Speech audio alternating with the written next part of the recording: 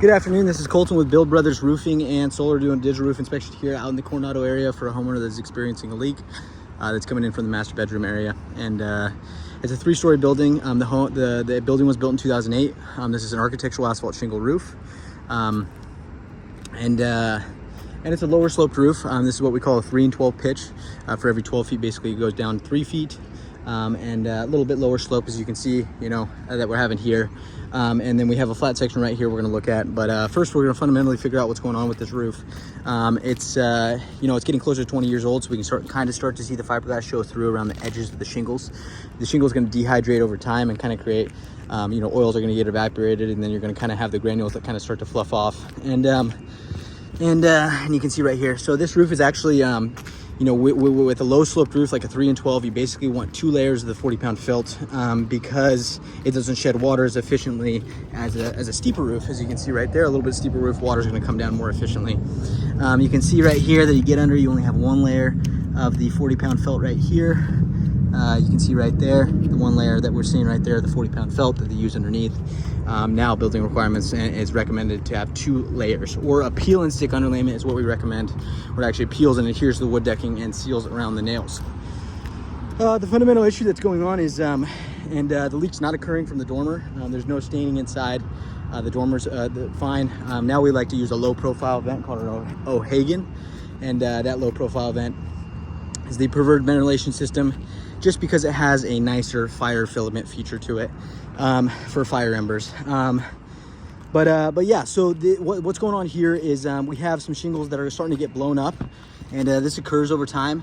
Also, you can see how there's a little bit of waviness going on, where it's kind of like a roller, and what's happening is the shingles were stretched. So you have a little bit of stretching that's going on, and you can see, when you look right here, you can see the underlying shingle right here that's been stretched out a little bit. You can kind of see the exposure level for Owens Corning or CertainTeed or GAF or any of the manufacturers is going to want to see a 5-inch exposure.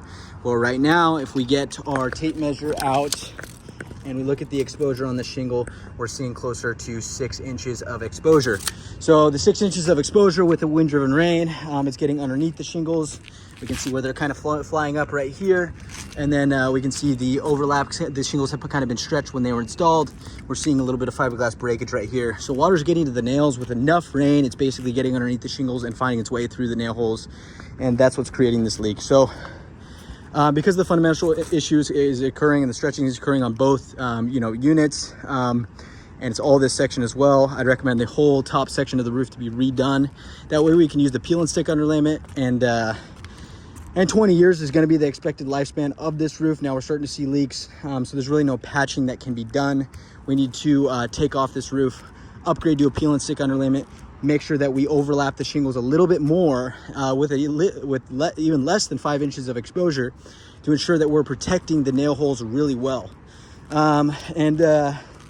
Getting over here, we do want to inspect the flat roof, just because flat roofs are very, very tricky. But this is a modified bitumen torch down roof. You can see the tar kind of showing through. That's when you kind of know the roof is kind of getting towards the end. And the seals and the welds are kind of the welding point of this roof. And they've been reinforced with a bunch more tar, so that's probably why it's lasted closer to 20 years. But the leak points always occur around the drains. We do have a more efficient system now called TPO. It's a thermopolymer olefin, and you can see the cracking that start to occur here on the parapet wall, the roof wall conjunction, and that's when water starts to find its way in. These welds start to fail once it's a big piece of tar and it gets heated up by the sun. It starts to pull away. TPO is a way more efficient system. We wrap it underneath the counter flashing and the coping metal. There is some coping metal that's starting to deteriorate.